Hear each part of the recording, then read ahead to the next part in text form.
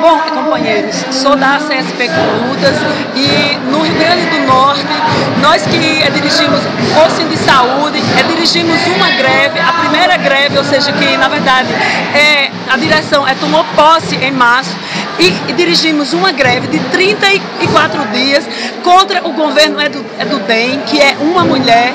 Foi uma greve forte da saúde, radicalizada, principalmente com a maioria das mulheres, e nós acampamos, passamos 14 dias em frente à casa da governadora.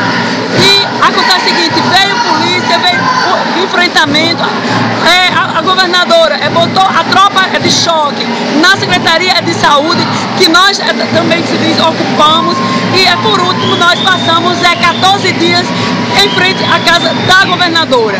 Mas isso não foi motivo para que a categoria recuasse. Nós só saímos da greve após uma assembleia analisar mediante uma proposta do governo que negociou com a categoria, que tem a ver com o nosso plano de cargos, que vai ser enviado, ou melhor, que na verdade é uma revisão do plano.